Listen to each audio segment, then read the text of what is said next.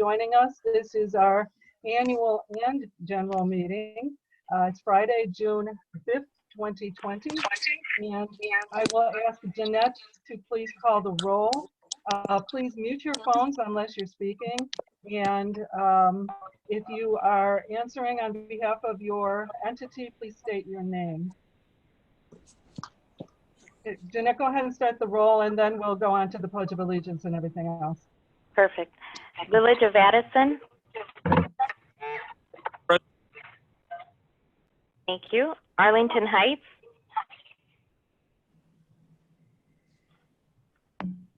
Bartlett. Bensonville. Evan Summers from Bensonville. Bloomingdale.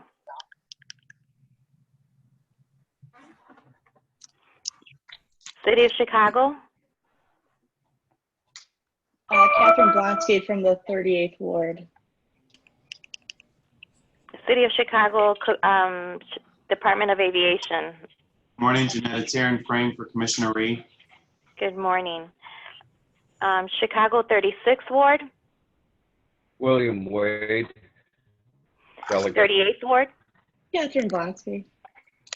39th Ward. Peter Byler. 40th. 41st Ward. Frank Ikas, here. 45th Ward. Cook County. Des Plaines. Malcolm Chester here.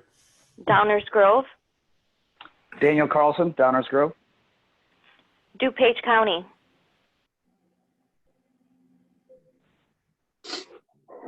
Elmhurst. Elmwood Park. Alan Kaminsky. Franklin Park. Bill Rule. Glenview. Hanover Park. John Kunkel. Harwood Heights. Present. Hoffman Estates. Itasca. Lincolnwood. Present. Jonathan Bowe. Maywood. Melrose Park. Melrose Park here. Ralph Sorsey, Village of Melrose Park. Mount Prospect. Arlene Jurasek here. Niles. Joe Nunzio, Niles. Norwich. Brian Gazer, Norwich. Northlake. Jeff Sherwin. Palatine. Leah's Kutas, Palatine. Park Ridge. Ernie Cosworth for Mayor Marty Maloney. River Forest. John Pape, River Forest. River Grove. Dennis Ryan, River Grove. Rolling Meadows. Rosemont. Ryan Bow, Rosemont. Schaumburg. Karen Robles, Schaumburg. Schiller Park. Russ Klug, Schiller Park. South Barrington. Paula McCombie, South Barrington. St. Charles. Dick Lewis, St. Charles. Stone Park. Wayne. Wooddale. Nunzio Police. School District 2. School District 7. John Corbett, School District 7. 48. Jake Chung, Salt Creek School District 48. 59. Vicki Nissen, School District 59. 63. 64. 80. Stephanie Palmer, Norwich 80. 81.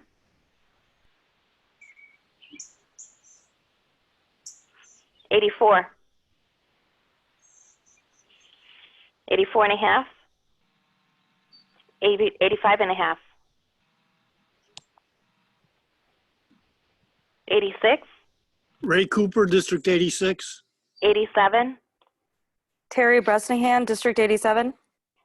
88. 89. Jim Breland, District 89. 100.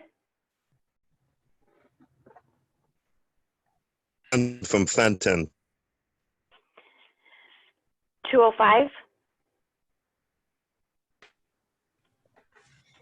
207. Dino DeLegge, District 207. 214. Kathy Johnson, 214. 234. 299. And 401. 1, 2, 3, 4, 5, 6, 7, 8, 9, 10, 11, 12, 13, 14. We have a quorum, Mayor. Sorry for joining. Okay, thank you. And Sorry I for joining see late. It's Jamie Reed. And Pete Hi, Silvestri Jamie. from Cook County is here too. Pete Silvestri from Cook County as well. Perfect. Good morning. Good morning. DuPage County. Okay, Sergio from DuPage. Anyone else? This is going to be awkward because we do need to call a roll call vote for every single vote. That has been the advice from our village attorney under these remote meeting rules. So it's going to be awkward. We're a long list of members, but thank you all for participating. I'm sure this is not the only entity that you joined us with. So before we begin our meeting, let us all place our hands over our heart and say the Pledge of Allegiance. I pledge allegiance to the flag of the United States of America and to the republic for which it stands, one nation under God, indivisible, with liberty and justice for all. And if we could please just have a brief moment of silence for George Floyd's soul and for the soul of America.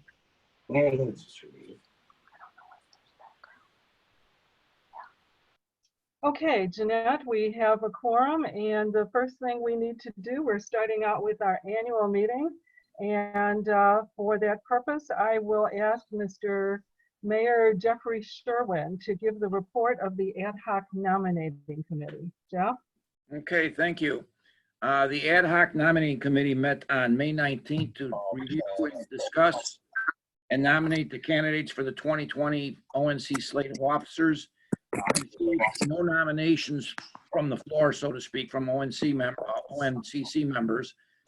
Current officers have expressed an interest in continuing to participate in their current leadership roles. On behalf of the commission, I'd like to thank the ad hoc committee members, Trustee Alan Kaminsky from Elmwood Park, John Kunkel from Hanover Park, Michael Hankey from Hoffman Estates, and Peter Bialik from 39th Ward. Before I continue, I need a motion from the ad hoc nominating committee members and a second to approve our minutes from the May 19th meeting. Is there a motion? I will make that motion, Mr. Mayor. Alan Kaminsky on behalf of Elmwood Park. Okay, is there a second? Second. All in favor? Okay, any discussion? If not, all in favor? Aye. Anyone opposed? Aye. All right.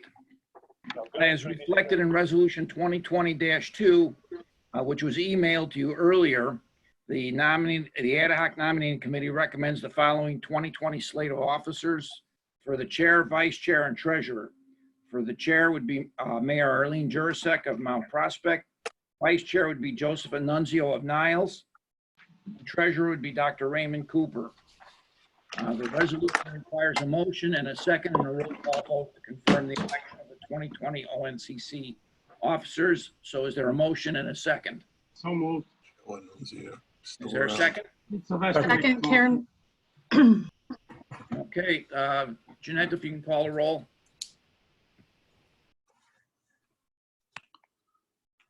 Village of Addison. In support, aye. Arlington Heights. Bartlett. Bentonville. Yes. Bloomingdale. City of Chicago. Aye. City of Chicago 36th Ward.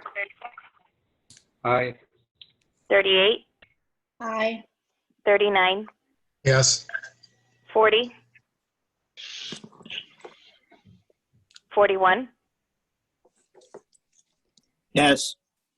45, Cook County, Yes. Des Plaines, Yes. Downers Grove, DuPage County, Yes. Elmhurst, Elmwood Park, Yes. Franklin Park, Yes. Glenview, Hanover Park, Yes. Harwood Heights, Yes. Hoffman Estates, Itasca, Lincolnwood, Yes. Maywood, Melrose Park, Yes. Mount Prospect, Yes. Niles, Yes. Norridge, Yes. Northlake, Yes. Palatine, Yes. Park Ridge, Yes. River Forest, Yes. River Grove, Yes. Rolling Meadows, Yes. Rosemont, Yes. Schaumburg, Yes. Schiller Park, Yes. South Barrington, Yes. St. Charles, Yes. Stone Park, Wayne, Wooddale, Yes. School District 2, 7, Yes. 48, Yes. 59, Yes. 63, 64, 80, Yes. 81, 84, 84 and a half, 85 and a half, 86, Yes. 87, Yes. 88, 89, Yes. 100, 205, Yes. 205, 207, Yes. 214, Yes. 234, 299, and 401. Okay, well, congratulations, everybody, for re-upping and taking the positions, and that concludes my report. Thank you. Okay, thank you, Mayor Sherwin. You and the entire nominating committee, our fellow slate of officers, and all the ONCC members, I really appreciate your continued support of my leadership and our slate of officers' leadership at the O'Hare Noise Compatibility Commission. These certainly are extraordinary times, and I'm thankful that we've adapted to the constraints that COVID-19 has placed on us. Our standing and ad hoc committees have continued to meet through the online platform Zoom. I think it's been working well. And as noted, today we're conducting our annual and general meetings via Zoom. This is probably going to be our platform for several more months, particularly if the limit is on 50 people congregating in phase 4. But we'll continue to meet and conduct our important business and provide a safe environment for our membership and for the general public who attend our meetings. So 5 years ago, when I became the ONCC chair, I strove to make our meetings useful and informative as we put in place a series of panels on noise issues and technological advancements. Our invited guests discussed the pilot's perspective on flight procedures, aircraft engine improvements, and federal policies regarding noise mitigation. This has been made difficult most recently because of travel restrictions and other events. However, we hope to continue this practice by using Zoom. There's no reason for us to stop our education, and we'll continue to do what we can to advance it. I also want to remind everyone that you're encouraged to participate in our technical and residential sound insulation committee meetings to learn and participate in their discourse. It's very convenient these days using Zoom.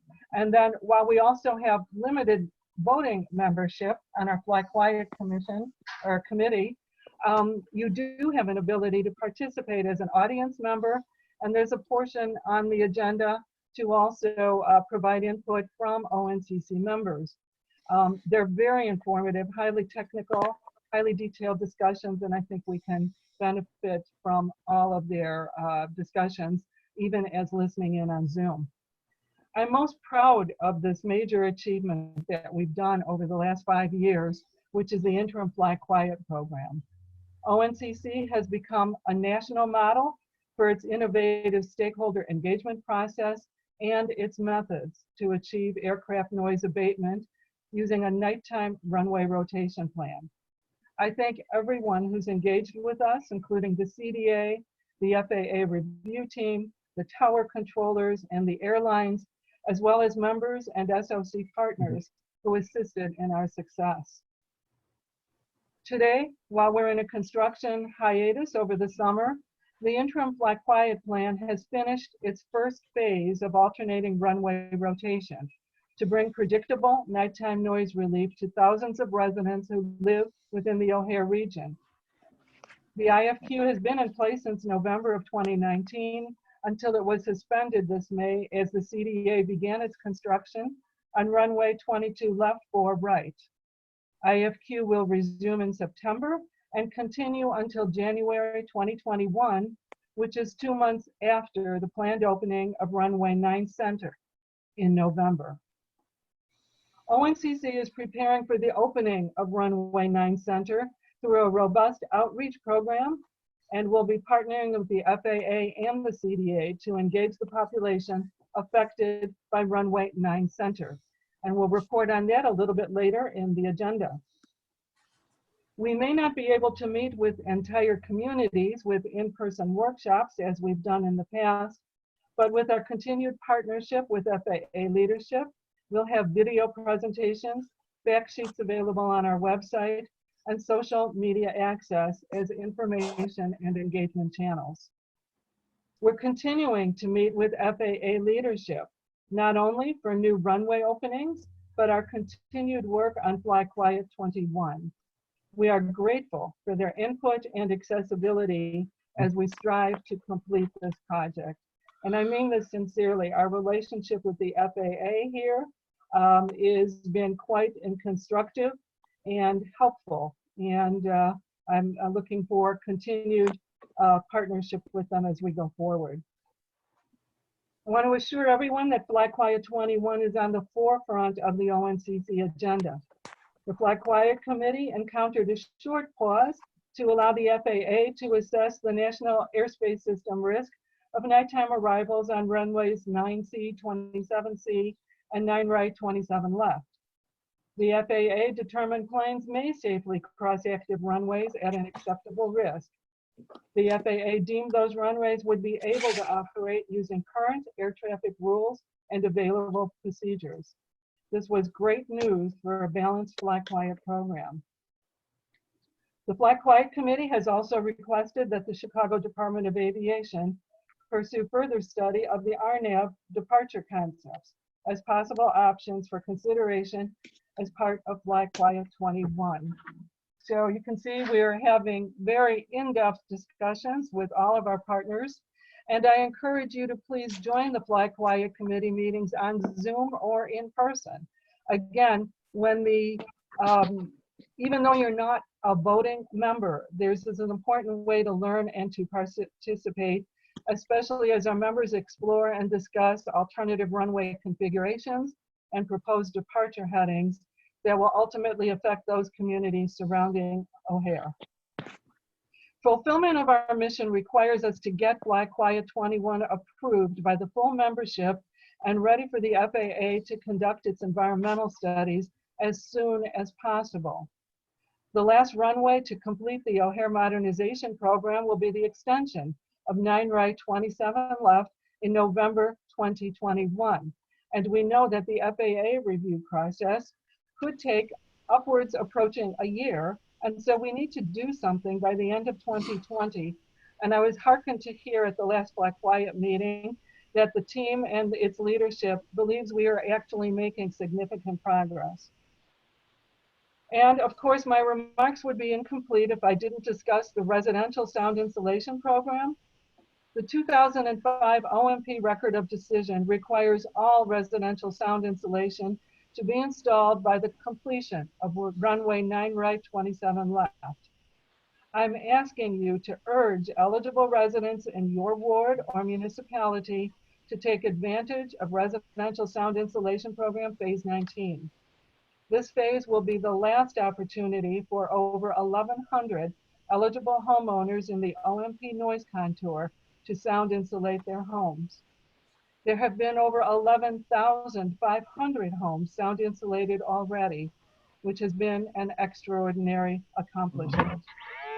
And so as we navigate through these extraordinary times, ONCC executive leadership, Joe Annunzio as vice president, Dr. Cooper as treasurer, and myself promise our members, the CDA, the FAA, our airline partners, and our citizens that we will not lose sight of our mission and goal to bring noise relief to the O'Hare region. And before we start our general meeting, I just want to mention that the ONCC annual report is available on our website. Members will also be receiving printed copies in the mail. So that concludes my annual remarks, and we'll move on to the agenda of our regular meeting. And the first item is approval of the January 10th and February 14th ONC meeting minutes. To expedite things, I'd like a motion to approve both sets of minutes simultaneously. Please identify yourself for a motion making person and the second. Alan Kaminsky, moving. Second, Evan Summers, Bensonville. Thank you. Are there any additions or corrections? Please use the chat feature. And I see no one jumping onto chat. So Jeanette, please call the roll call vote to approve the minutes. Village of Addison, Yes. Arlington Heights, Bartlett, Bensenville, Yes. Bloomingdale, City of Chicago,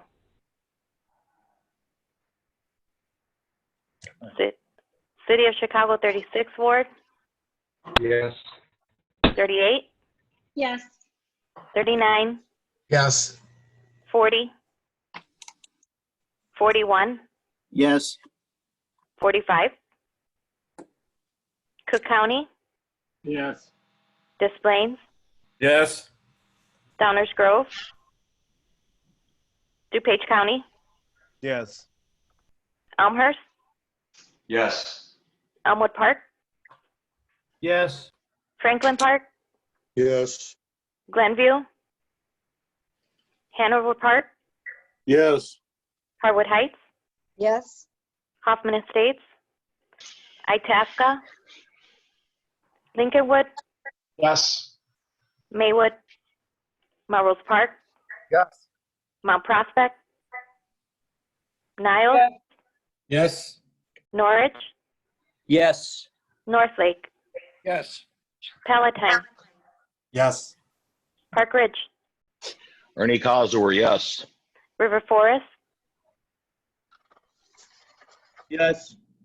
River Grove, Rolling Meadows, Yes. Rosemont, Yes. Schaumburg, Yes.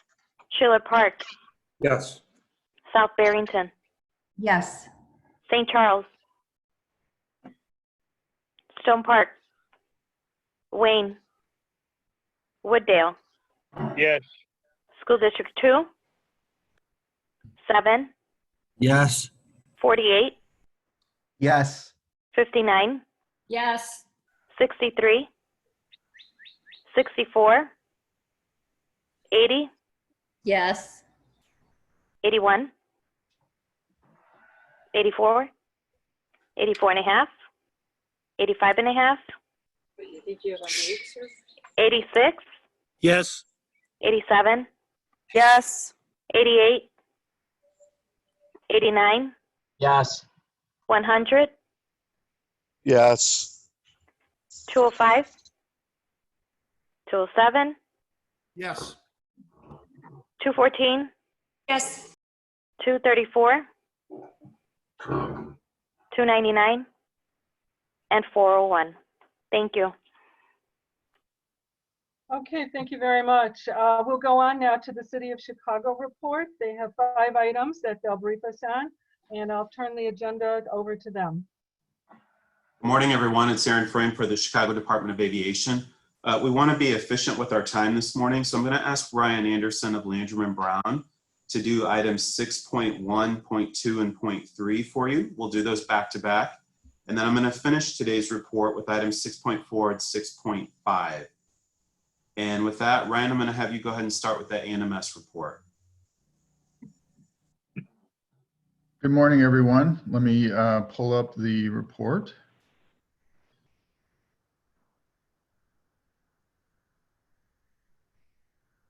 Can everyone see that?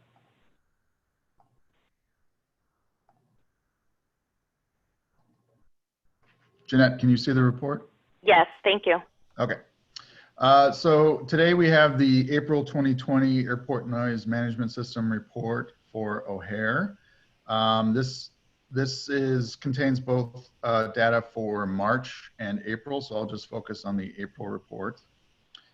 Pages 1 through 3 provides a summary and overview of the data that's in the reports for this month. Starting off on page 1, we have our aircraft operations summary. We have March and April for 2020. These are based on the FAA's air traffic activity data system. And as you can see, as a result of the COVID pandemic and the drastic reduction in passenger demand, we've had a very significant decrease in operations at O'Hare. You can see less than half the operations in April, with 34,328 operations only that occurred during the month of April. Very significant decrease, and we expect to see the same in May as well. So COVID-19 having a major impact on the operations at the airport, not only the operations, but also the passenger levels. At the most recent tech committee meeting, I did present some information on the impacts not only at O'Hare, but nationwide as in the airport system. I'm sure Chairman Evan will speak to that on his report, but that report is available online if anybody missed it. And on page 2, we have our wind summary. As you can see, we're primarily in west flow for the month. That'll play out as far as runway use. As you can see on our highlights for departures, the most used departure runway was 28 right, and our most used arrival runway was, 28 center with 36%. Page 3, we have our complaints by month, and as we would imagine, we also saw a significant decrease in complaints, more than half of the complaints than we saw in March 2020. So we only had 14,676 total complaints for the month, bringing our total to 105,945 for calendar year 2020. Page 4 is our fleet mix report for the month of April 2020. We categorize all the aircraft types that fly in and out of O'Hare, and we break it up into three major groups, the regional aircraft type, narrow body aircraft type, and wide body aircraft type. As you can see, we again average daily operations per day significantly less. This is typically around 2,500 operations this time of year, so drastically less than what we have seen in the past. But there are still some things I'd like to point out on the fleet mix report. One, we have a new aircraft type, the Airbus 220, which is a new narrow body aircraft type, similar in size to kind of a medium to large regional aircraft, seats about 100 to 130 passengers. I believe Delta has introduced that aircraft type at O'Hare. So that'll be something we'll be tracking as a new aircraft type operating. And then another significant event was Delta Airlines, which was the last airline operating at O'Hare that operated the MD-80 and MD-90, accelerated their retirement of those aircraft types. They took advantage of the current situation and decided that instead of waiting till the end of this year or possibly early next year, they'll go ahead and retire those aircrafts now. So they had their last flight earlier this week. And so as of today, we no longer have any airlines operating that aircraft type. I know I've talked about it extensively at these meetings, tracking that particular aircraft type because it is or was the loudest aircraft type by far operating at the airport. So this is a pretty significant event that aircraft type has been phased out overall by all the airlines operating at the airport. And that does play a big role in the noise impacts in the community. So that's good news as far as noise is concerned. And again, we also have our wide bodies, average operations per day and per night. The most used wide body at the airport is the 747. We did see, although the operations decreased in April and May, we did see an increase in cargo operations as demand for supplies in relation to the COVID pandemic increased. O'Hare did become a major hub for supplying those needed products nationwide. So it did become kind of a hub for bringing in needed materials. Sorry, I'm using my wife's computer, so I'm not entirely used to it, so bear with me. The runway use report on page 5. We have the runway use report for the daytime, which is 7 a.m. to 10 p.m. At the top, you can see the average operations per day for the month for April and March. And you can see that compared to the 12-month average for departures and arrivals, and drastically less than where we were at as far as 12-month average. So very much reduced operation levels. And then you'll see in our utilization graphs and arrows, we really, as far as the departures, we really were only using 2 pieces of pavement for departures, 28 right with almost 70% of the daytime departures, and then 22% for 10 left in the opposite direction when we're in east flow.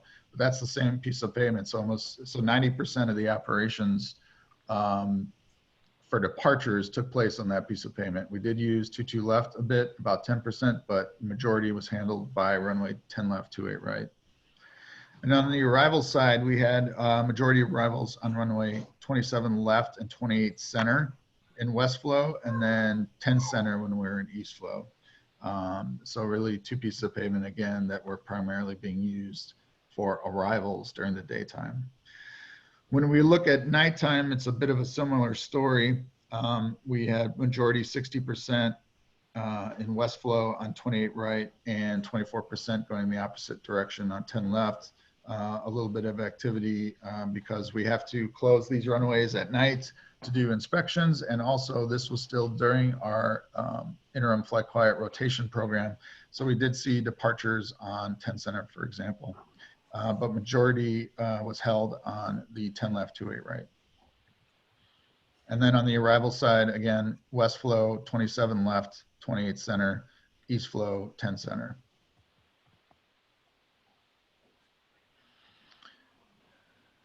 Okay, so our permanent noise monitor locations, we have our 36 permanent noise monitors located around the airport.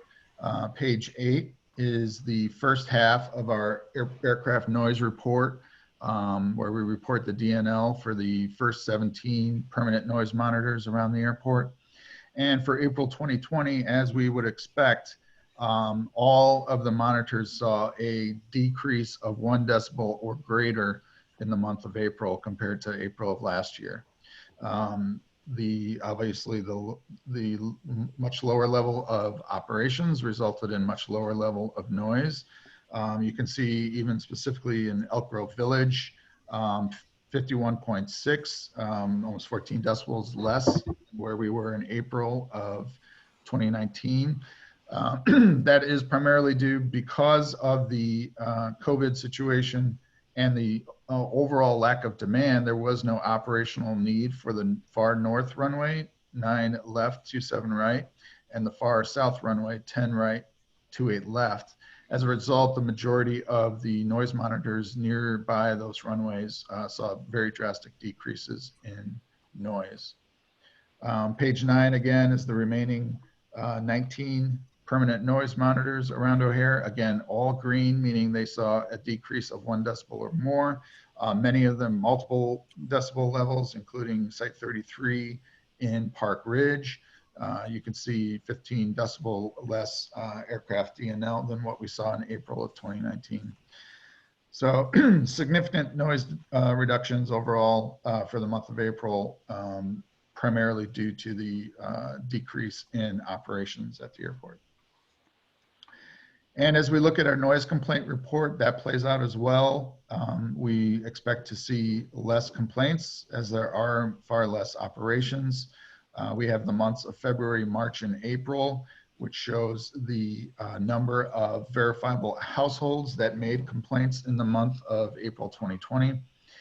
We had a total of 237 households that made complaints, verifiable households that make complaints in April 2020. So that's a bit less than what we saw in previous months, with a total of 14,676. So majority of the communities were either similar number of complainants with less complaints, or even quite a few less number of complainants for the month of April. And then page 11 is where we show the geographic location of the verifiable households that made complaints around the airport in the month of April. As you can see, we're primarily in West Flow. The kind of spread we see of complaints here spread out over the city is kind of lined up with our parallel arrival runways. And then we see the departure and arrivals here in Elmhurst associated with flight quiet, interim flight quiet, runway rotation, and some departure complaints here. So no surprises in noise complaints for the month of April. And that completes the report for April 2020. If there are any questions. I don't see any chat questions, so why don't we move on?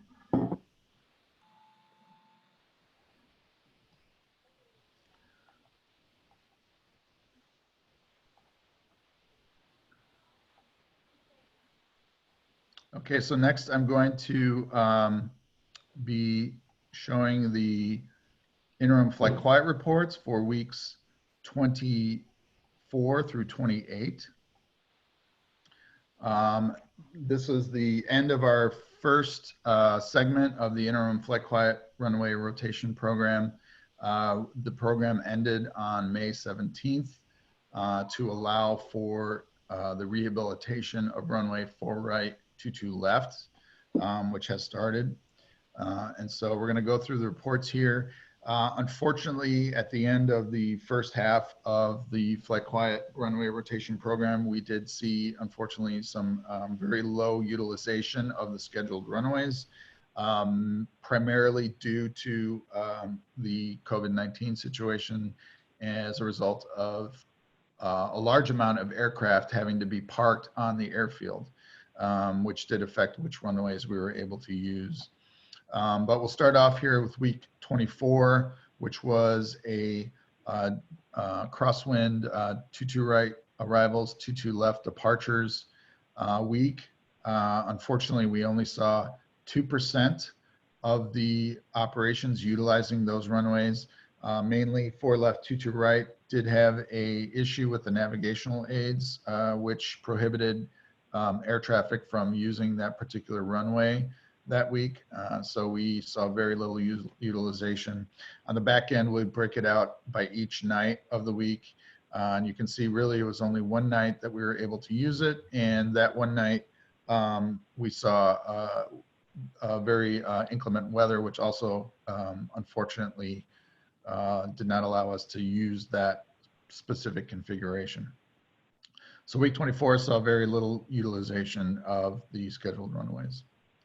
Week 25, we were scheduled on the 9 right departures, 10 left arrivals. We saw a bit better utilization, but again, navigational aid issues on 9 right prohibited the use of the configuration during the entire week. I also want to point out we have our average start and stop times for the week. This particular week, we had average start time of Fly Quiet at 10:10 p.m. and stop time at 6:33 a.m. That is much earlier and much later than we typically see. And that is really because the start and stop time are driven by demand. So the lower demand levels, air traffic is able to go into that Fly Quiet configuration. So as expected, because of the low level of operations and demand at the airport, air traffic was able to start and stop Fly Quiet much earlier and later. Again, on the back end, we break it out by each night of week 25. Really 2 nights that are significant that were an issue. We had a weather issue on the night of April 20th, and we had a navigational aid on the night of April 21st. Week 26, the week of April 26, we were back to the four runways, 4 left, 22 right, and 4 right, 22 left. Departures on 4 left and arrivals on 4 right.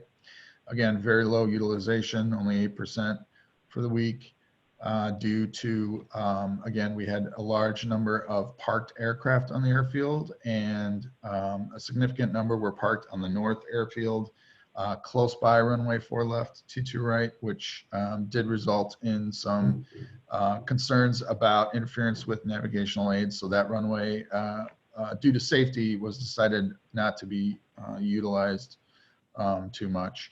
I believe the ONCC newsletter that went out recently did have some really good pictures of those parked aircraft on the north airfield. Back end of week 26, where we break it out by each night. Again, each night was very little utilization of the primary and secondary configuration due to the 4 left, 22 right issue. Week 27, we were back to our 10 center arrivals, 10 left departures on the south airfield. And this week we got more utilization as we expect to get. The only major issue is the issue we always have is we have to close the runways every night to inspect for safety. So we're never going to reach 100%, but 88 to 90% is what we like to see. Again, good start and stop times, 10:30 start and a 6:32 a.m. stop. This typically on normal days would be 5:45. So air traffic was able to stay in Fly Quiet mode much later than typical. The back end, the nights of May 3rd through May 9th, we see for week 27 how the percentage of utilization played out.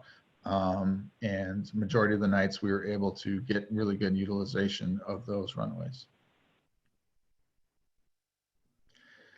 And then week 28, which was our last week before we take our break for construction, again, back to the 4 left departures, 4 right arrivals, and low utilization because of the 4 left, 22 right issue with aircraft being parked near the critical areas for the navigational aids.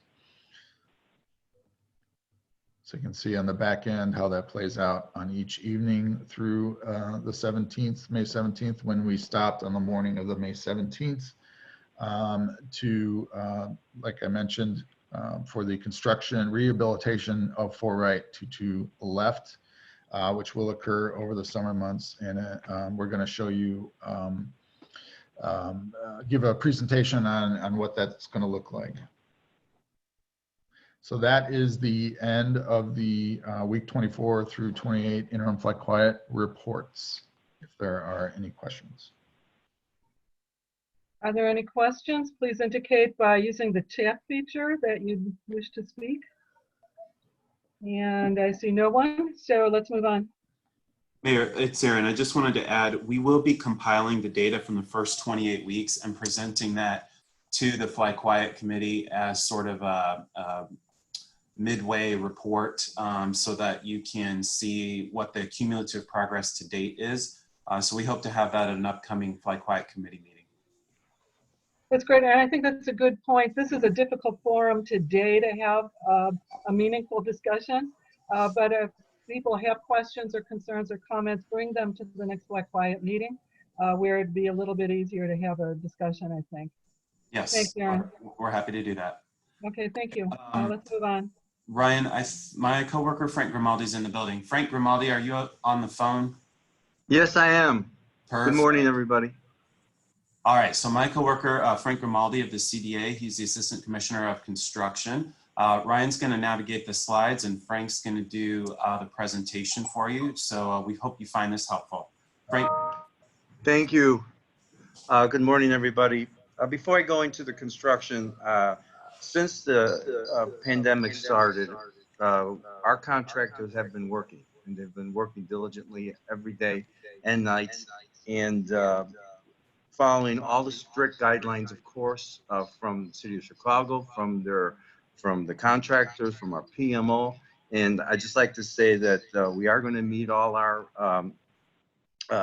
dates that we have, and I'd like to thank them. And I'm just proud of them. They've been out there working, and it's just been great. And I've driven out on the field many times. They're following all the socially distancing when they can, but they are being tested, and we are moving forward with our construction program. So just getting to the next slide. Runway 9 Center, 27 Center construction. We talked about this a few times. There are 4 packages. The 2 packages that we're currently working on is package 2 and 3. That's what you see in the pink and the purple. All right. Package 2, of course, we're doing the pavements, the PCC, all the lighting, signage, structures are being demolished, and we're moving forward to this.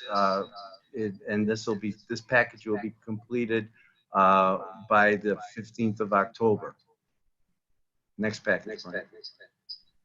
Package 3, this was probably the most difficult package. We had to close 4 left last year. Of course, we went from asphalt to concrete, and we are continuing the tie-ins for this package on 9 Center to 7 Center. On June 15th, we'll be turning over the runway and the safety areas to the FAA.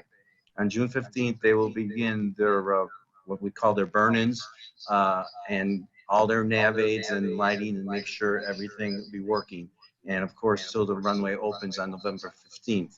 Even though we'll be turning over to them, we still have work that we have to complete, punch list work outside of the safety areas, a lot of grading, some other taxiways we have to build. But the project is going on schedule, and we plan to open it on November 5th this year. On 9 right, 2 7 left, there are 2 packages that you see, even though you see 3 colors. The green area that you see is the west package, and we're about 80% complete with that portion.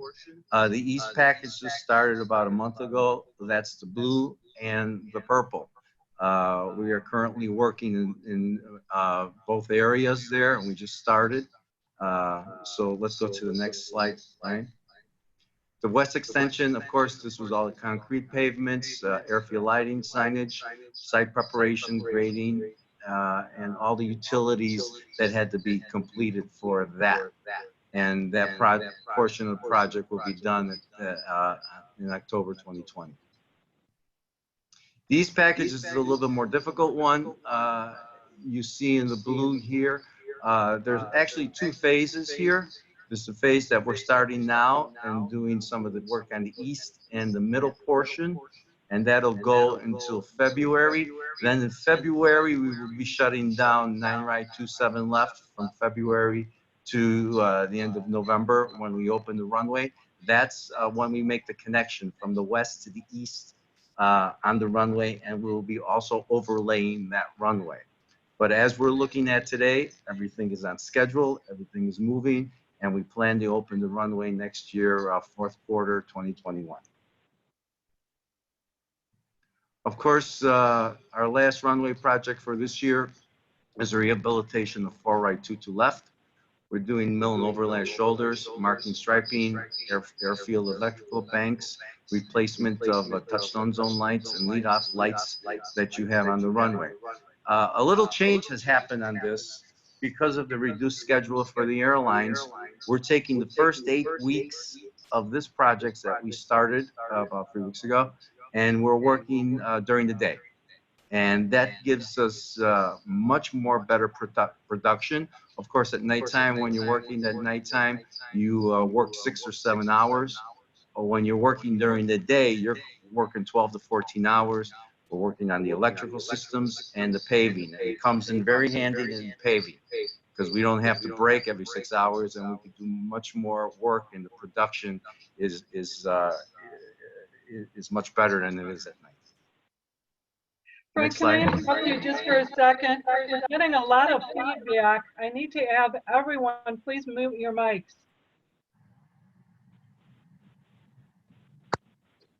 Okay, Brian. Right. So as you see here, you see the runway that's outlined in the red. When they do work at night, they will just take, sometimes both runways will stay open, but we will never take 28 center and 28 right at the same time. Especially when we're working on 28 right, you can see we're in the safety area there by the 22 left approach. So we might have to close 28 right at times to work at end. But because of the daytime work, we are really gaining a lot of time on this runway, and we are on schedule. And in 8 weeks, we will go back to nighttime, but most of the paving will be done in that 8-week period. So what we have to do for the rest of that time is just work on the lighting systems, grading, and grooving the runway. But we are on schedule. Thank you very much. Any questions? Any questions, folks? Okay, let's move on. Thank you, Frank. Thank you. Yeah, Mayor, I'm just going to wrap up with a couple of items on the agenda. But before I do that, just a reminder to everybody, we are anticipating opening runway 9 Center, 27 Center on November 5th this year. And as Frank highlighted, the last major element. Aaron, you're fading out. Okay, is that better, Mayor? No. All right, I'm not sure what to do. Do you want me to call in on the phone? What you just said was okay. Get closer to your mic. Yes. All right, is that better, Mayor? Yes. Okay, so just a reminder, we are anticipating opening runway 9 Center, 27 Center on November 5th. And as Frank highlighted, we will be planning 9 right, 27 left extension opening in the 4th quarter of next year. Right now, that's looking about November or December. So we will keep everyone posted. All right, Mayor, can you hear me okay? Yes. All right, so we'll keep going. I've got 2 final updates to conclude our report. So the next thing is related to 9 Center, 27 Center. We will be working with the FAA and the ONCC. I'm thrilled to let you know we, the CDA, are going to be preparing a frequently asked questions document, a text document with some written text to help people out understand what's going on with 9 Center. We did that for the first 2 runways in 2008 and 2013. We did not do that in 2015, and I'd like to bring that back for this final runway. The FAA has graciously offered to prepare some video material. I think that will be really nice. So between our text that we will coordinate with the FAA staff and some graphics that are appropriate and the video, I think that'll be a nice outreach package that'll be available to everyone. We will try to make all of those materials available online because we know a lot of people currently need to get their information online, and so we're happy to do that. Now, Mayor, one thing I want to highlight is it will be very difficult to explain the anticipated utilization. As you know, the build-out condition was forecasted when the OMP was approved in 2005, and of course, that's 15 years ago. We did do a written reevaluation in 2015, but again, that's 5 years ago. Nobody at that time in 2005 or 2015 anticipated a world pandemic and a major upset to aviation aircraft activity. And so I think when all of your constituents ask, well, how much is it going to be utilized? We're happy to tell everyone and remind them and show them the documents that predicted the utilization, but whether or not we achieve that is very much up in the air, because as Ryan highlighted earlier, we've got severely reduced number of aircraft operations at all of the airports around the country due to lack of demand. So nevertheless, well, we will do our best to try to answer those questions, but that issue of utilization is going to be tricky. And so I just ask for all of your patience and understanding. We will do the best we can. All right, so more to come on outreach. We will keep you posted as the months approach the runway opening. Last item, Mayor, you asked me to just hit the highlights of what we're doing on permanent noise monitors. We are planning to do a substantive presentation to the Tech Committee when it reconvenes in August. But here's just a quick snapshot of where we are. As many of you know, we committed to installing 8 new monitors around O'Hare a few years ago. We did complete 4 of those. Of those 4, 1 was in the city of Chicago and 3 were in the suburbs. So we've met our suburban commitments, and the remaining 4 monitors of the 8 are still to be installed in the city of Chicago. We have started dialogue with the local aldermen to help us with the placement of those monitors. I want to let everybody know that the funding for that is approved. We've already ordered all of the equipment. And so now we just need to determine the siting of that in order to get that rolling in terms of paperwork and approvals for any building permits that we may need. We are also doing quite a bit of work on replacement of existing equipment. One of the goals we have this year is to replace 15 old noise monitors with new equipment. Just basically take the old noise monitor out of the silver box that many of you are familiar with, replace that with a new model, because many of these monitors are still aging. And so we've ordered those as well. Of those 15, and I'm happy to give Jeanette the list or to review that at Tech Committee. Of those 15, 6 of them are already completed, 9 are remaining. All of the funding is approved and all of the equipment has been ordered. So we will continue to make those monitor replacements throughout the summer. The last thing we're doing, we have 4 noise monitor sites that were originally placed on ComEd utility poles. That has its pros and cons. So we have decided to move those off the ComEd poles and onto a mast of our own that we have purchased. Those 4 monitor sites are in Franklin Park, Des Plaines, North Lake, and Schiller Park. Of the 4, Franklin Park is already done. We've selected a location with Des Plaines and we need to move some paperwork forward. We're still working with North Lake and Schiller Park to finalize those locations. But again, that funding is all approved. The equipment's all been ordered. So that's also in our portfolio. So this year we've got a number of new monitors to install, old monitors to replace, and old monitors to move from a utility pole to a noise monitor mast. So that is essentially what we're doing this year, and I'm happy to discuss that further. As I said, at the next Tech Committee meeting, we'll have additional details for you. Mayor, are there any questions on either outreach or noise monitors? I'm seeing no questions. So again, I would take you up on your invitation to bring any questions to Tech Committee, and they can have a further discussion. But thank you for all the updates. We appreciate it. You're welcome, Mayor. And that completes the city's report. Okay, I'll move on to my report and I'll be brief. As I indicated earlier, on May 18th, the ONCC leadership and the CDA and the FAA met. We reviewed and clarified the SMS analysis on intersection departures with good news as far as flight quiet goes. And as we continue to refine runway configurations under consideration, we'll continue that dialogue with the FAA. We also discussed the long runways on both sides of the airfield and pilots' requests for use of the longest runway available. And we learned that when OMP is complete, there will be 4 long runways available for nighttime runway rotation. And those will factor in, I think, to our final product. We also discussed the outreach for the opening of 927 Center. And as we learned, there'll be videos created and resources available for our community.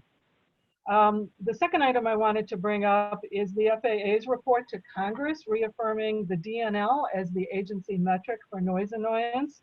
On April 14th, 2020, they did release a 21-page document reaffirming its position. And it does a decent job of validating the DNL as the appropriate noise metric. It doesn't do a good job of justifying the 65 level as the appropriate noise annoyance threshold. And we're still concerned where are the results from that 20 airport survey on noise annoyance, and we know other analyses are being done. So we have written to the environmental department of the FAA to ask where is the information coming forward.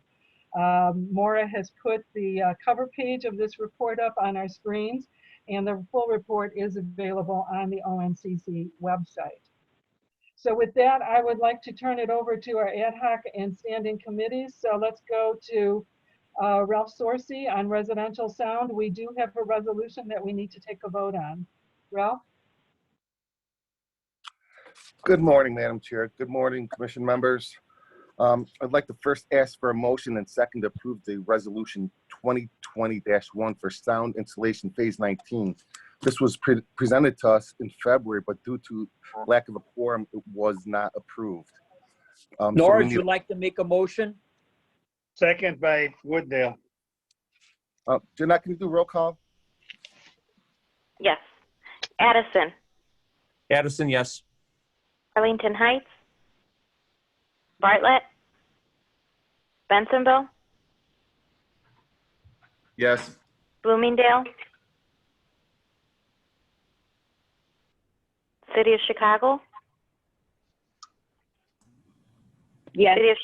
City of Chicago 36th Ward, Yes. 38th Ward, Yes. 39th, Yes. 40th, 41, Yes. 45, Cook County, Yes. Des Plaines, Yes. Downers Grove, DuPage Yes. County, Yes. Elmhurst, Yes. Elmwood Park, Yes. Franklin Park, Yes. Glenview, Hanover Park, Yes. Harwood Heights, Yes. Hoffman Estates, Itasca, Lincolnwood, Yes. Maywood, Melrose Park, Mount Prospect, Yes. Niles, Yes. Norwich, Yes. Northlake, Yes. Palatine, Yes. Park Ridge, Yes. River Forest, Yes. River Grove, Yes. Rolling Meadows, Yes. Rosemont, Yes. Schaumburg, Yes. Schuyler Park, I'm sorry, yes. South Barrington, Yes. St. Charles, Stone Park, Wayne, Wooddale, Yes. School District 2, 7, Yes. 48, Yes. 59, Yes. 63, 64,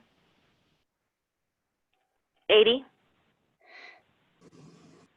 81, 84, 84 and a half, 85 and a half, 86, Yes. 87, Yes. 88, 89, Yes. 100, 205, Yes. 207, Yes. 214, Yes. 234, 299, and 401. Thank you. Excellent. So, thank you, Jeanette. So, the residential committee met on May 13th, 2020. Mr. Dustin Griezmann of Cotter Consulting gave a presentation on noise regulation and guidance.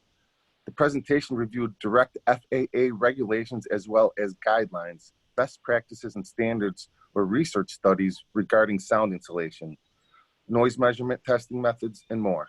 The link is available on the ONCC website. For odorless windows, the plan for the replacement of odorless windows is dependent on direction from the State Advisory Committee, which has not yet held its first public meeting. For Phase 17, bid package 3 includes 131 historic homes in the Norwood Park Historical District. The City of Chicago expects to advertise for those construction bids this month. For Phase 18, there were 527 homes eligible for participation. Of those 527 homes, 400 homes enrolled in this phase, and the remaining 127 homes will be re-invited to enroll in the O'Hare Phase 19. Home inventory appointments were conducted in 281 homes. The home inventory appointments were suspended on March 17, 2020 due to the COVID-19 pandemic and will resume in the remaining 119 homes at a later date. Phase 18 will be divided into 2 construction contracts. Phase 18A for the first 225 homes and Phase 18B for the remaining 175 homes. The specification documents for Phase 18A have been drafted and are being routed for review and approval. The City of Chicago expects to advertise for Phase 18 construction bids in the 3rd quarter of this year, and for Phase 18B construction bids in the 4th quarter of this year. For Phase 19, there are 1,131 homes eligible for participation. Most of these homes were already invited to participate in an earlier phase. Due to the COVID-19 pandemic, homeowner briefings at local banquet halls are not currently possible. Instead, the Chicago Department of Aviation conducted virtual homeowner briefings using GoToWebinar, which is an online video conferencing platform. The virtual homeowner briefings were held on May 12th, 13th, and 14th, and over 150 homeowners participated. The next residential committee meeting will take place on Wednesday, September 9th, 2020 at Norwich Village Hall at 9:30. And that concludes my report, Madam Chair. Thank you. Thank you, Ralph. Let's move on to Black Quiet. Joe. Good morning, everyone. Before I begin my report, I'd like to thank everybody for their continued support in my roles as Vice Chair of ONCC and as Chairman of the Fly Quiet Committee. The Fly Quiet Committee convened on May 26th at 9:30. We had 2 topics of discussion that I'd like to inform you about. The first one was the IFQ update. I'm not going to spend a lot of time on that.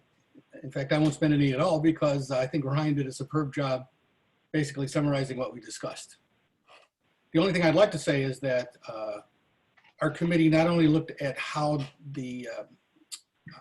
runway utilization affected the present, but what it could mean to the future, if anything, in terms of Fly Quiet 21.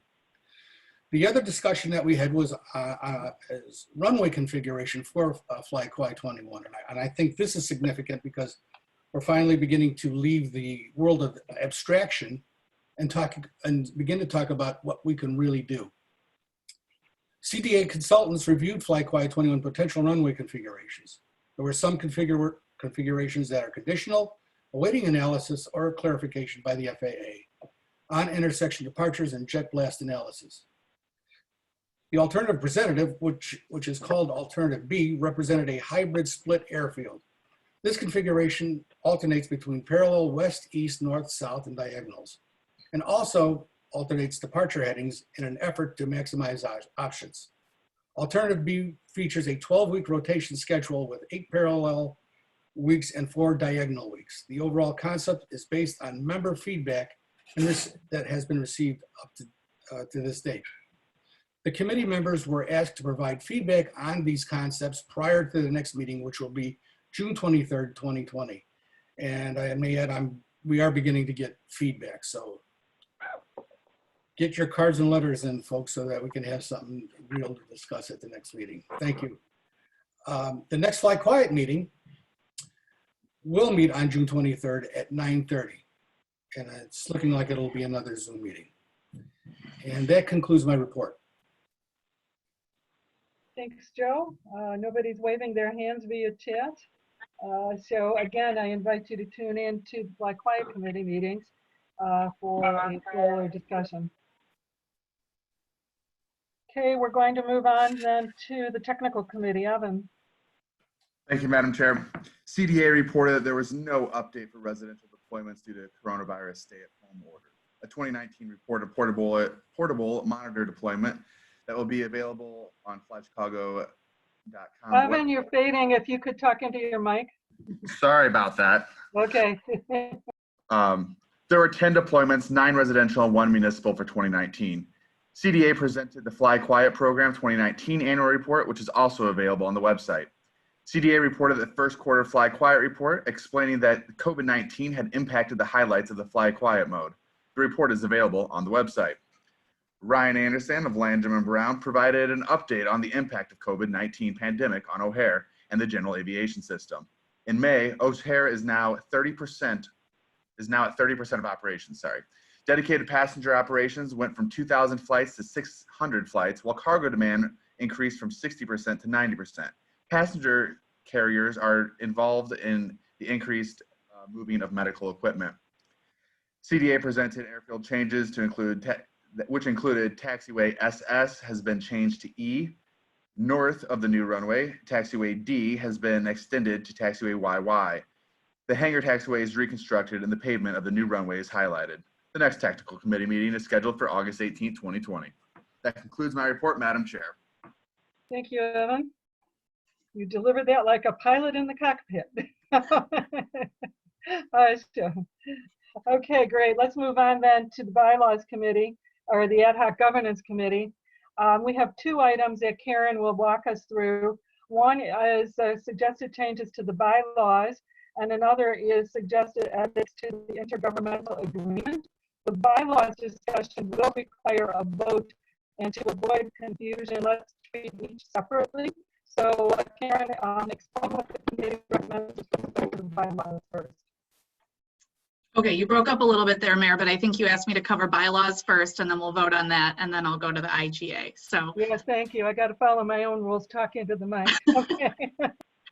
Okay, so the Ad Hoc Governance Committee has been working on clarifying and amending the ONCC bylaws and the intergovernmental agreement for the last several months.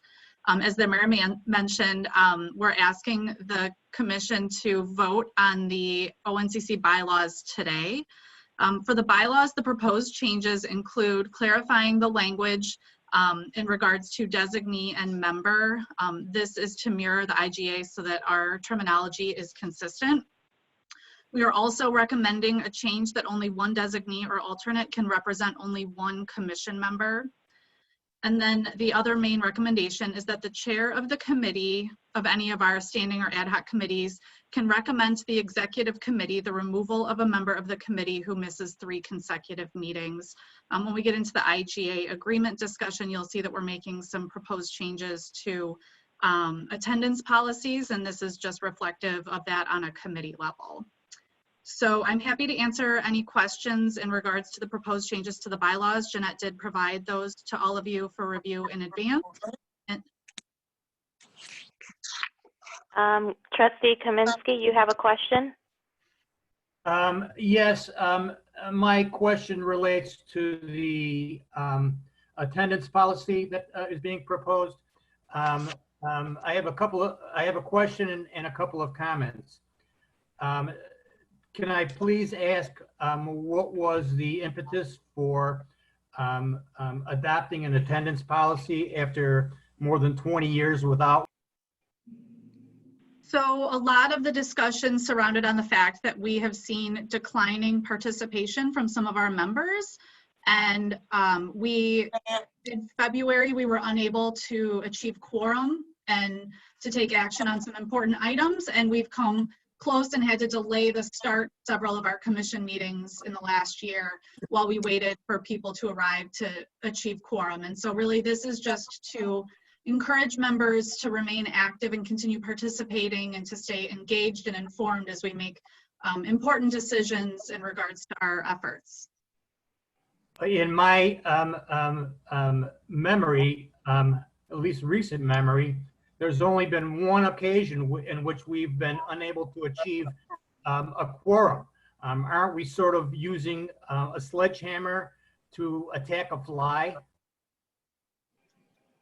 We felt that with what we're recommending in regards to an attendance policy, it wouldn't go into effect until January 1st of 2021, that we'd give the members appropriate notice, and that you know, not missing 3 consecutive meetings or more than half of all of the meetings in a calendar year is appropriate for the technical nature of the work that we're doing. We want to make sure our members remain engaged, and that when we do have votes on the technical matters that we're working on, that people have participated in those discussions and been informed along the process. And so you'll see that the policy recommends that there be a 1-year suspension, but that people can continue to attend the meetings and be reinstated at the end of the year if they so choose. Our hope is that this policy just encourages people to continue to attend the meetings. We're not actively looking to suspend anyone, but we felt that we needed stronger language to ensure that we were getting active participation. Just to get into the actual policy, this relates to general meetings, not just committee meetings. So the attendance policy that you're referring to is actually language that we're recommending be included in the intergovernmental agreement. It is just for the full commission. In the bylaws, there is language that would allow the executive committee to take action at the request of a committee chair if a member was no longer participating, so that they could be removed from that committee. So that language is in the bylaws and is just intended to support for some of our committees, that if we have a member who's not participating, that there would be a mechanism to remove them from that committee. I have a few other questions, or actually comments, regarding the proposed policy. It provides the policy that is to be included in the IGA provides for a summary suspension without prior notice. Well, so I think the goal here is that Jeanette tracks attendance, and our current policy is that she reaches out as members approach that threshold. There is currently language about not missing 3 consecutive meetings. And so the idea would be that, you know, we wouldn't wait and just blindside people, but that we would give them warning that they're approaching this threshold for potential suspension. But at the same time, members also need to be actively participating, and it's not really the role of the ONCC, in my opinion, to be tracking down members and ensuring they're participating. So while we'll do our best, you know, we didn't want to include anything that guaranteed that we'd be providing, you know, tracking and letting people know how many meetings they've missed. Again, as I indicated previously, in my memory, we've only lacked the quorum 1 time. Yeah, I mean, I know in February we weren't able to take action. I know we've had several meetings where we had to wait, and it was close by 1 or 2 members. And I know the committee reviewed the attendance of the commission for the last several years, and it became apparent that we have some members who've chosen not to participate in over half the meetings for each calendar year for several years. And we're just really trying to encourage, as we deal with these important issues like the runway rotation, fly quiet programs, and other technical matters, that we have engaged and committed members. So this is the chairman. I'd like to add that while we had to suspend the February voting, as Karen indicated, we've come awfully close. We've had to delay the starts of meetings. We've had to start out as informational meetings, and then as people wandered in and we achieved a quorum, we were finally able to take a vote. But this is not meant to be a trap for anybody. We will notify those people who have missed 3 consecutive meetings that they need to change their behavior beginning in 2021 or reevaluate their participation. This is not a symbolic organization where you join and then only show up when you want to raise your hand symbolically, but it's a real working group that's doing real work. And we need to make sure that everybody is here in good faith and not here, again, just for political cover or anything else. So really, nobody should find this offensive. We send notices out to people who are missing meetings. We obviously want everybody here who's joined, but when you get a size of an organization the size that we have, it can be very, very, very iffy whether or not we're able to get a quorum. So this is just to make sure that those of us that are working hard are not hampered by those who choose to take a more casual attitude about this organization. I get it, Madam Chair. But you know, every member of this commission was basically elected to this commission by the entire commission. I have a problem with a committee or with the chair exercising that authority on its own. I think the idea is that it's being incorporated into the intergovernmental agreement so that when the members choose or choose not to renew, they understand that that's going to become criteria for membership. That if you choose to execute the intergovernmental agreement, the attendance policy will be clearly spelled out. It's part of the reason we're passing this now is so that everyone's being given 6 months notice that these are the changes that we're recommending be incorporated into the new IGA that'll have a 5-year term, just like our previous IGAs. And then members can review those policies and choose either continue their membership or decide that they no longer feel that being a part of this organization is in their best interests. And Karen points out an important thing. We're kind of conflating here IGA and bylaws. We already have an attendance policy. And when it comes time to have our city councils or village boards vote on signing the new IGA, if they object to this attendance term, you're welcome to not approve it and not be a member of the ONCC. But that would cause me to question, why is this membership so important if in fact you don't feel bound by attending its meetings? So I'll leave it at that and ask if there are any other questions from anyone. Karen, I'll ask you to please summarize the bylaws changes, just bullet point them. What are we asking for a vote on right now in the bylaws? Yep, so I can summarize that, Mayor, and then I can see that Galaxy S9 has their hand up, and then Jeanette indicated Frank Ikas has a question as well. So really quickly. Galaxy S9 is me, Nunzio from Wooddale. Oh, okay. Hi, Nunzio. How you doing? So really quick, for the bylaws portion, again, we're clarifying just the terminology for designee and member. We felt that language was confusing.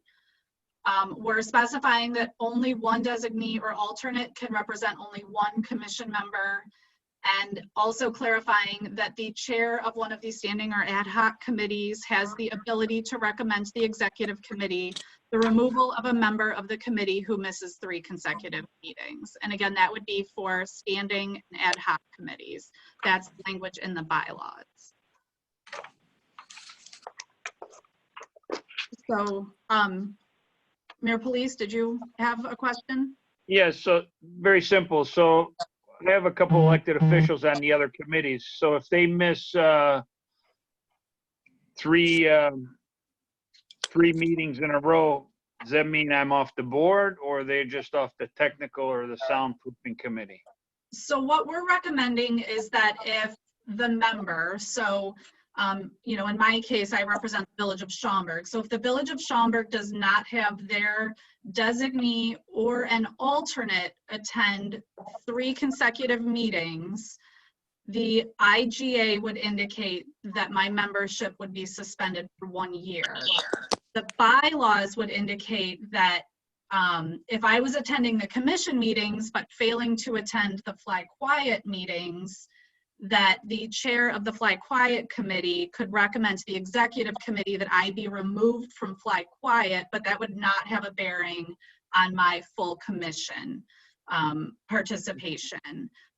So the bylaws speak specifically to attendance at standing and ad hoc committees. The IGA is related to the full commission.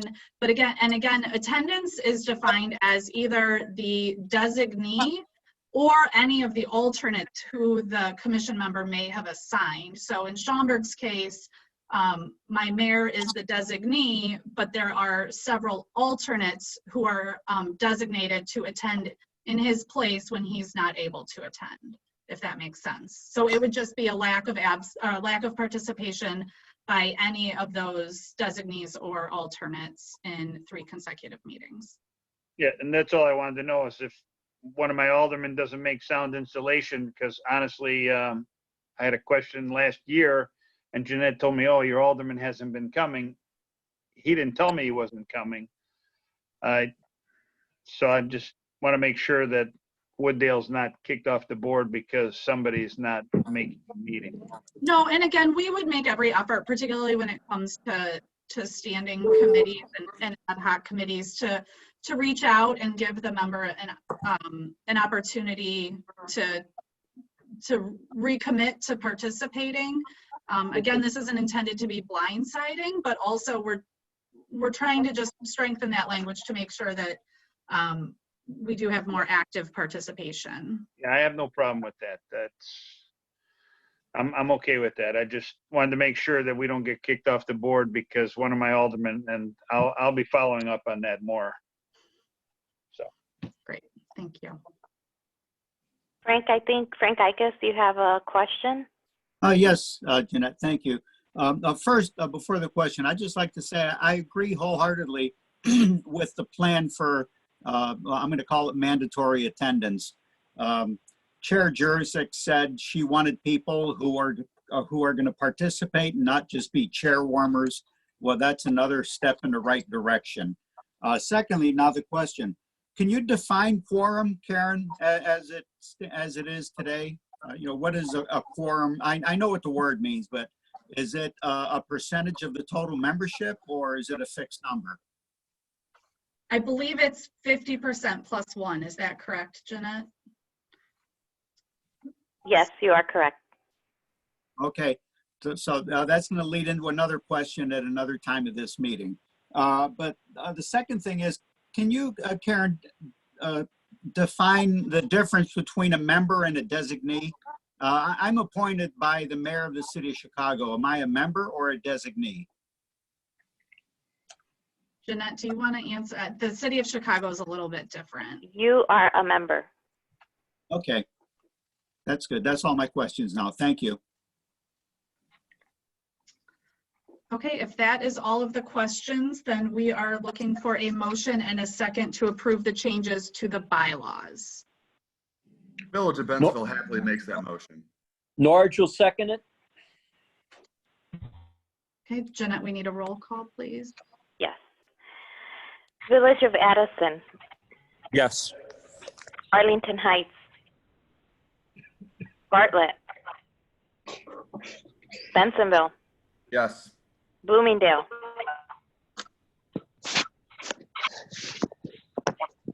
City of Chicago, Yes. City of Chicago 36th Ward, Yes. 38th Ward, Yes. 39th Ward, Yes. 40th, 41st,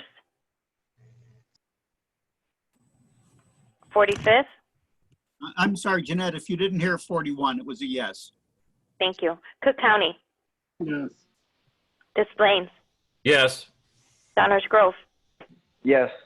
DuPage County, Yes. Elmhurst, Yes. Elmwood Park, I vote no as is currently written.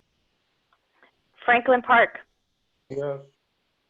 Glenview, Yes. Hanover Park, Yes. Harwood Heights, Yes.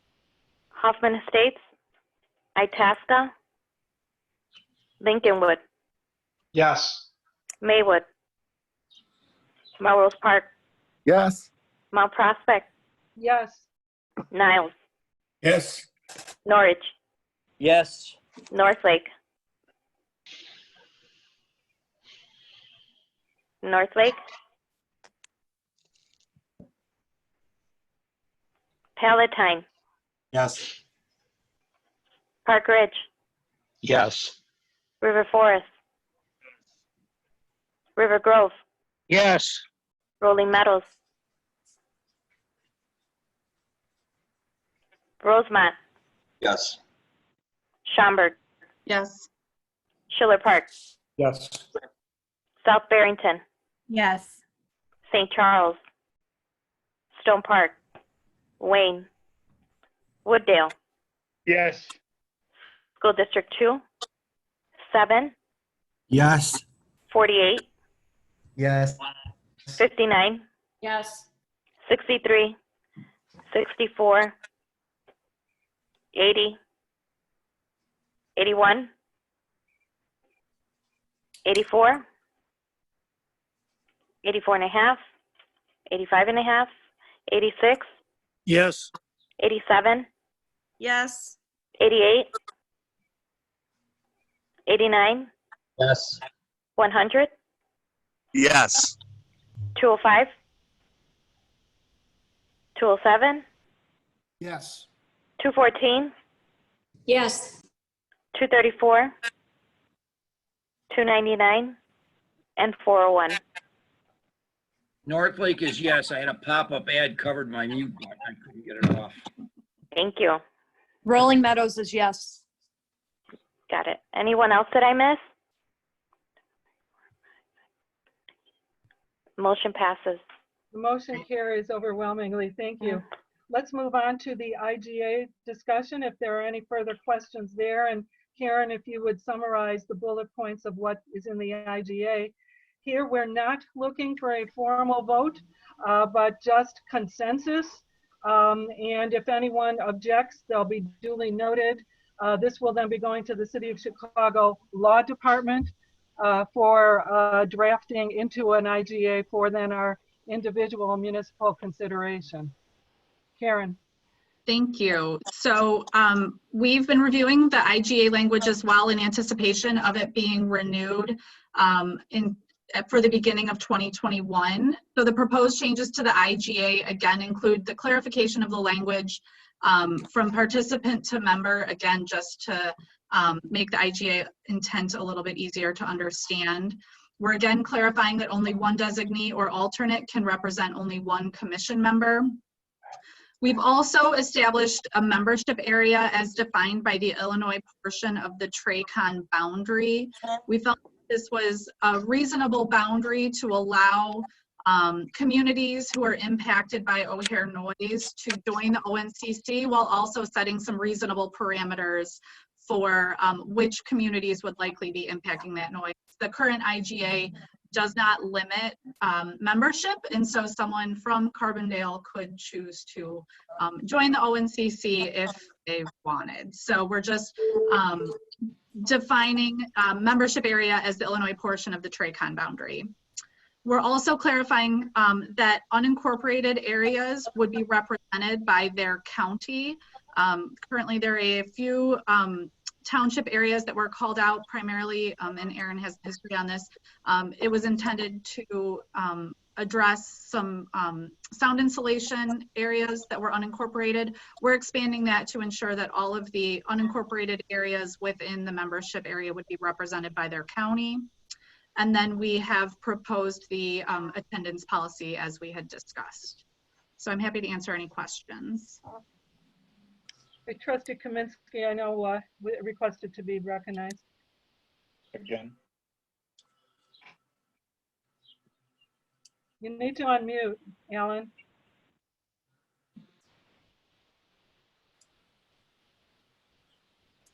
Okay. I just wanted to restate my objections as stated in my prior comments regarding the bylaws. I object to any kind of a summary suspension that does not involve a vote of the entire commission as to either the suspension or termination of a member. Further, the change to the IGA provides for an automatic suspension with a term of 1 year, but readmission is based solely on the discretion of the chair. If there's going to be a fixed term of suspension, there should be no discretion in a single individual or in a single committee. That's my objection. Thank you.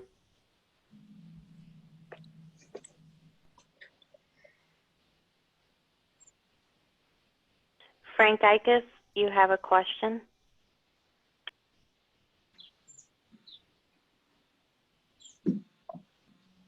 I'm sorry, I had to reach to get unmuted there. Thank you. It's more of a comment than a question. And it goes back to my last question about what constitutes a forum. I'm concerned that if you, I know the areas that we cover are the entire state of Illinois, but I doubt that anybody knows that.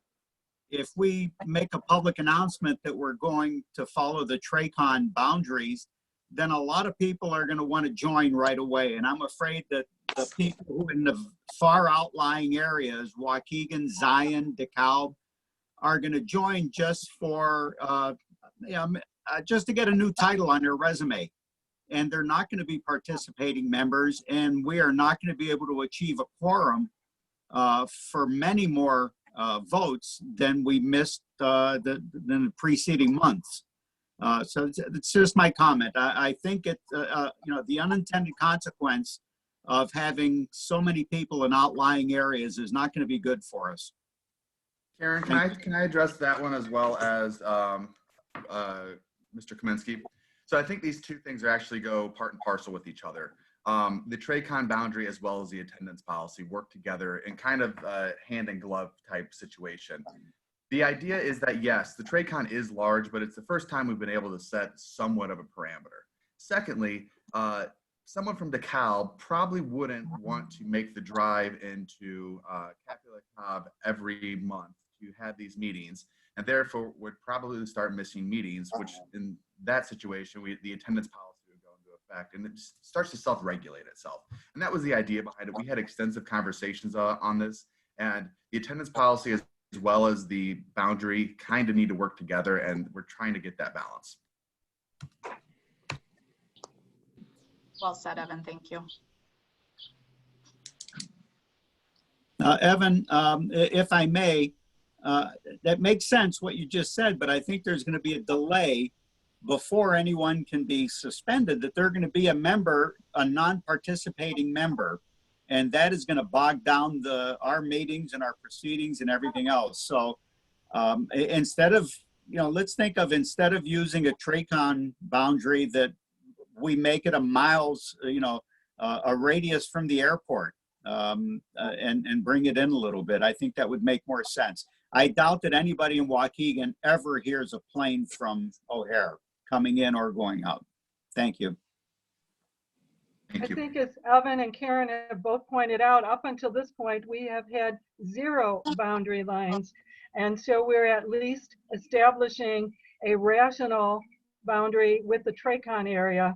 Waukegan and Zion could join today if they so choose, but we've established a rational boundary, and let's walk before we can fly. I know there have been some informal discussions about even tighter boundaries, but we know that as flight paths have changed over time, we've had to take a little bit of a more broad look.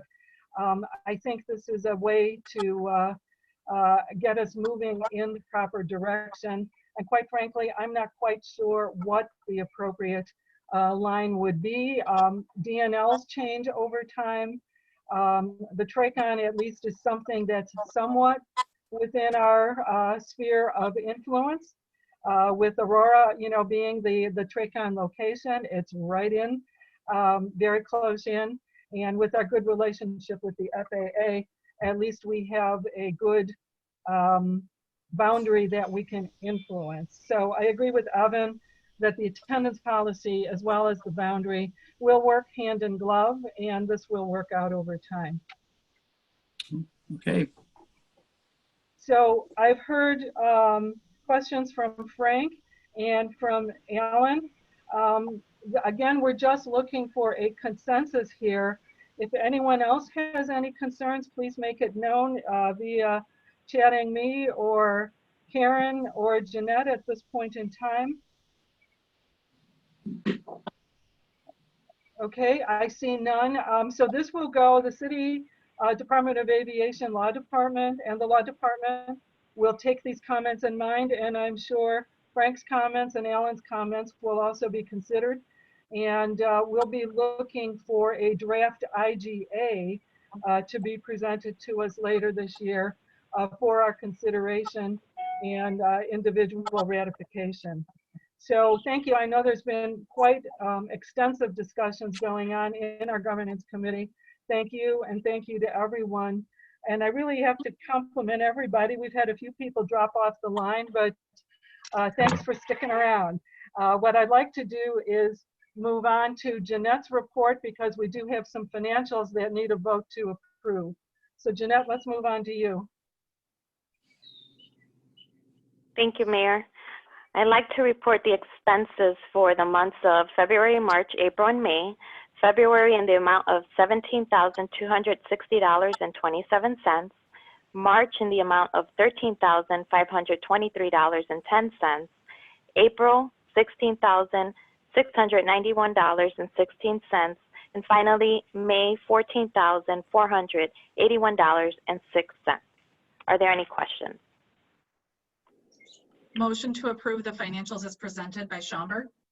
I'll second it. River Grove. Okay, Jeanette, let's take a vote. Thank you. Village of Addison. Arlington Heights. Bartlett. Bentonville. Yes. Bloomingdale. Yes. City of Chicago. Yes. City of Chicago 36th Ward. Yes. 38. Yes. 39. Yes. 40. 41. Yes. 45. Cook County. Des Plaines. Yes. Downers Grove.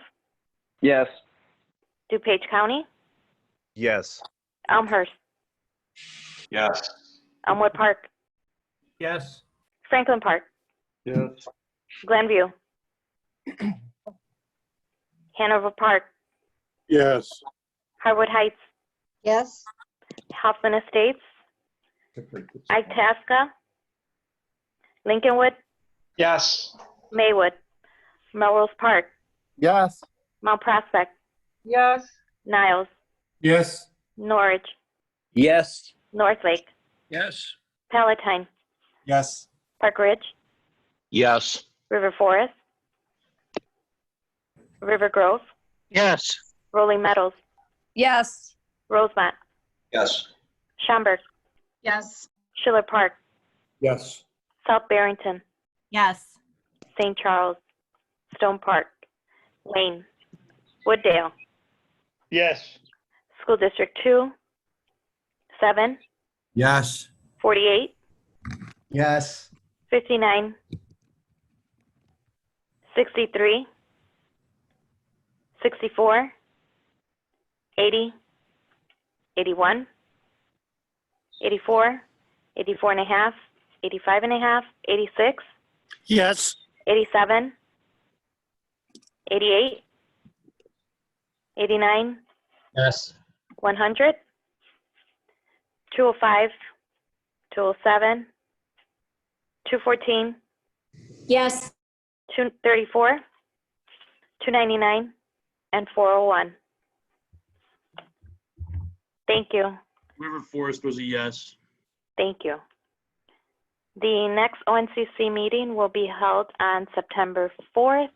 The location will be dependent on the status of the COVID-19 guidelines. And that completes my report, Madam Chair. Okay, thank you. Any comments from the members? Please make yourself known. Jeanette, did we receive any comments from the audience? Sorry, I have a comment from Dan Dwyer. Okay, Thank you, Madam Chair. And just to follow up on the statement you made at the beginning of the meeting and the importance of the broader ONCC participating in Fly Quiet, I just want to remind everyone that the plan you'll be voting on is based on a future airfield, so we won't have the opportunity to test this, and that your final decision comes in advance of the FAA analysis. So to stress again the importance that you engage in the materials that are presented up until the point this is presented to the full commission, and that it's important because this is ultimately your plan. This isn't the FAA's plan, CDA's plan, or the committee's plan, that this is your plan to vote on for permanent Fly Quiet. Thank you. thank you, Dan. Okay, that's it. Is there anyone who objects to adjourning? Okay, may I have a motion to adjourn? So moved. Second, Schaumburg. Okay, we have a motion from Bensonville and a second from Schaumburg. I think it's safe to do a voice vote at this point. Thank you all for sticking around. All in favor of adjournment, please say aye. Aye. Opposed? No one? We're adjourned. Thank you all. Thank you. Thank you. Thank you. Bye.